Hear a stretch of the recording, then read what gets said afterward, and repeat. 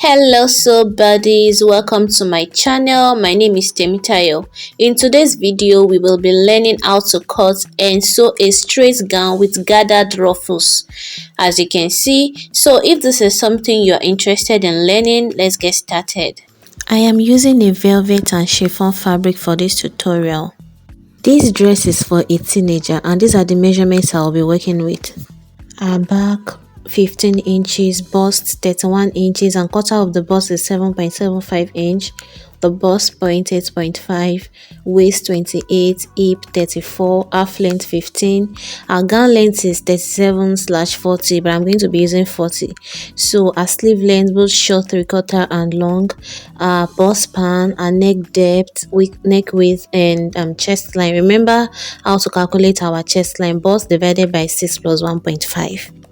I'm using 1 yard and few inches of a velvet fabric, and I folded it into 4 because I'm going to be cutting the front and back together. So this is the starting line, and I just measure from the starting line. I measure my chest line and followed by my half length, and this is the gown length, which is 32 inches, but the total gown length is 40 inches. But I will be attaching a gathered ruffled chiffon fabric to the down part to complete the 40 inches gown length. The back is 15 inches divided by 2 gives me 7.5 inches. So the fabric is on fold. This is the front and this is the back zipper allowance, which is 1 inches, and this is the side. All measurements start from the folded part of the front. So from the folded part of the front, I will measure my back, the half of the back, which is 15 divided by 2, 7.5 inches. So from that 7.5 inches, I'll come down by 1 inch for my shoulder slope, like so. Then I'll measure the back measurement again on the chest line so I can get a straight line for my armhole curve. Then I'll connect like so. I want the neck width to be 3 inches and the front neck depth to be 3.5 inches. You can work around this neckline according to your own preference. And I'll also connect with a French curve. You can also use your free hand to connect.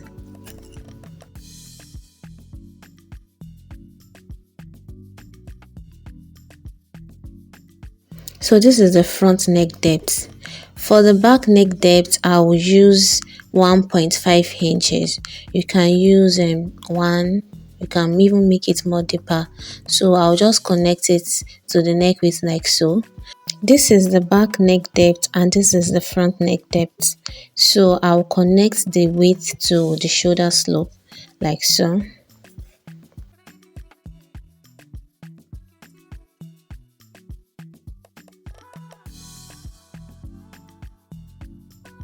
I'll get the midpoint of this, which is 3 inches. And after getting the 3 inches, I'll come in by half of an inch so as to avoid gaping on the shoulder part when you add your sleeve. On this chest line, I'll mark the quarter of my bust, which is 7.75 inch, and I'll add 1.5 inch sewing allowance. You can add 1 inch or you can add 2 inches. So on my half length, I'll mark the quarter of my waist, which is 7.5. I'm not adding any dart because velvet is a stretchy material. So I also had my sewing allowance, which is 1.5 inches. To get the hip line, I'll come down by 8 inches from the half length and I'll mark it into a straight line like I'm doing right now. So the quarter of the hip is 8.5 inches and I'll add same 1.5 inches sewing allowance. So altogether, I'll have 10 inches. I'll go to the hem of the gown and mark same 10 inches. You can subtract 1 inch from it and make it 9 inches if you want it to be more tapered. That's if you want it to have more shape. But I'm working with a teenager measurement, so I want her to be able to work freely. So in this case, what I have on my hip measurement is also what I transferred to the hem measurement. So I'll use a straight ruler to connect the hip to the hem, and I'll use my French curve to connect the waist to the hip, and I'll also connect the waist to the bust, as you can see me doing right now.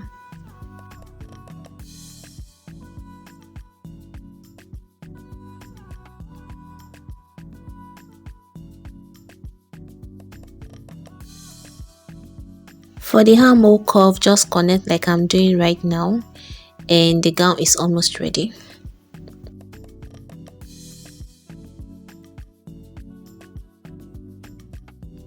So now to the back tightening.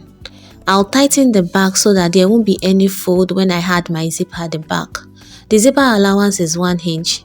So on the half length, I'll come in by ½ inch.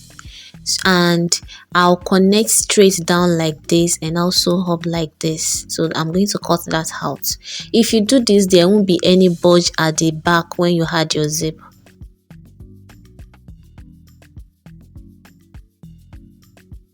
At this stage, the gown is ready to be cut out, but I'll be cutting from the side. So I'll be holding the 4 pieces together to cut the sides. Here I'll hold the front and back pieces together and cut out the back neckline first, just like so. I'll then separate the back from the front, and I'll cut the front neckline too, like so.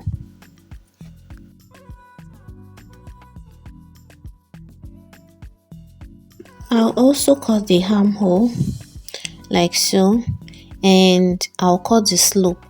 But before I cut the slope, I'll add ½ inch on the shoulder for joining allowance, and I'll cut out.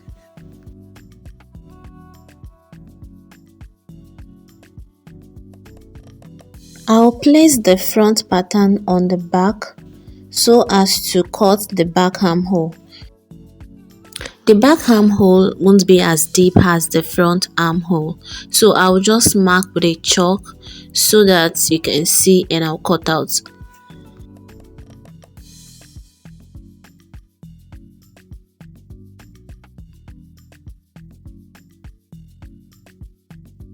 I'll also cut out the back tightening like so.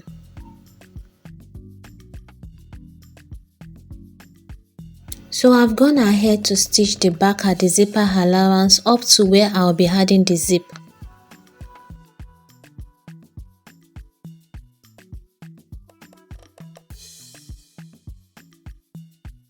So the next thing is to join the shoulders together with the ½ inch sewing allowance that I left.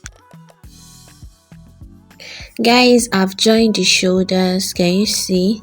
And this is what I have for the neckline. I'll be using a bias tape to turn the neckline round. You can also cut a straight stripe of a long stripe of the velvet fabric to turn the neckline in. I finished turning the neckline in. Can you see how neat it is without even turning it with a lining? Remember, I added 1.5 inch sewing allowance, so I'll be stitching the 1.5 sewing allowance at the sides like so, but I won't sew it up to the armhole so that I can be able to turn my sleeve easily later on. So whatever sewing allowance you had to use, just sew it. You can also chalk it out or measure as you sew. To calculate the down part of the gown, I want the gown length to be 40 inches, but what I have on the velvet is 32 inches. So that means I have 8 inches to complete the 40 inches. That is the 40 inches overall length minus the 32 inches that I have here. That is 8 inches. So the 8 inches, I'll add 1 inch to join to the velvet and also 1 inch to turn at the hem. So this gives me a total of 10 inches for the length of the chiffon. And I'm going to be gathering this chiffon fabric at the down part to form the ruffles. To get the long width of the chiffon, I'll measure the hem from one side to the other excluding the sewing allowances. So I have 20 inches. So that means 20 inches for the front and 20 inches for the back, and that would be 40 inches all around. So you can also just measure it round at a stretch, you will have 40 inches. So to determine how full you want the down part to be, you can multiply the circumference of the gown, that is the 40 inches, you can multiply it by 2.5, and if you have more fabrics you can multiply it by 3 inches. It's according to how scanty or full you want the down part to be. So here in my own case, after multiplying what I got for the hem by 2.5 inches, I have 100 inches. That means I'll be cutting the chiffon fabric 100 inches by 10 inches. So that means for the ruffles that I'm going to be gathering, I will be cutting a long stripe of 100 inches by 10 inches in length. Remember how we got the 10 inches length. You may not be able to cut on a long stretch depending on your fabric, but as for me, I had to cut it twice. That my fabric is not as long as 100 inches, so I had to cut 50 by 10 and then another 50 by 10, which would later give me 100 by 10 inches when I join them together.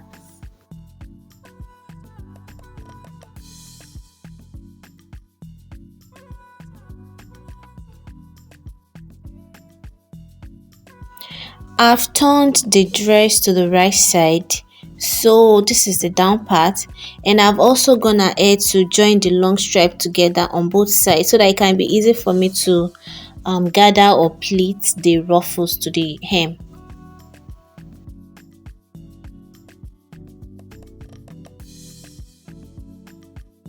So I'm just going to gather the chiffon fabrics to form ruffles like this. So if you did not multiply yours by 2.5, you can multiply it by 3 inches so as to make the ruffles more fuller. And I'll also advise you to turn the chiffon fabrics at the hem first before you start gathering to the hem of the velvet, so that way it will be very easy for you. So you can also pleat instead of gathers. I pleated mine. So guys, this is what I have. Can you see how beautiful it's turning out? So now let's cut our sleeves. But before that, I didn't sew the sides of the dress up to the armhole so that it can be easy for me to join the sleeves later on. So I'll start by measuring around the armhole. In my own case, I have 18 inches. So whatever you measure in your own case, just keep it. We're going to use it to cut the sleeve. I'm also using a chiffon fabric for the sleeves, and I'm cutting the two sleeves together. This is the folded part of the sleeve and this is the sides of the sleeves. I'll use this part as the top and I'll be marking the starting line like so.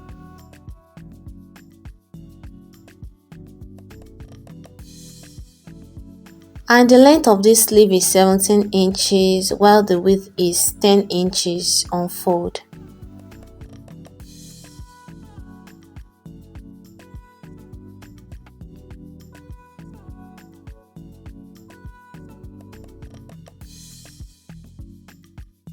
From the starting point, I'll come down by 4 inches and mark that into a straight line, and I'll mark an S shape like so with my free hand.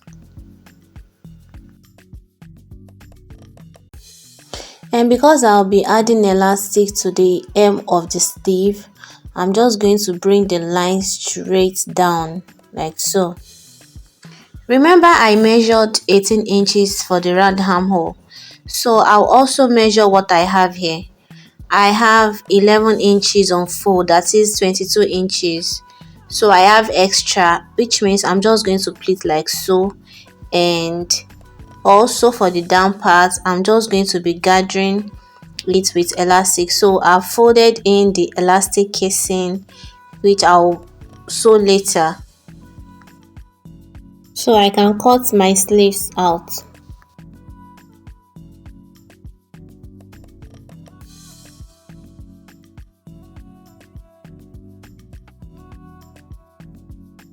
Don't forget to notch the center part so that it can be easy to join to the main bodice.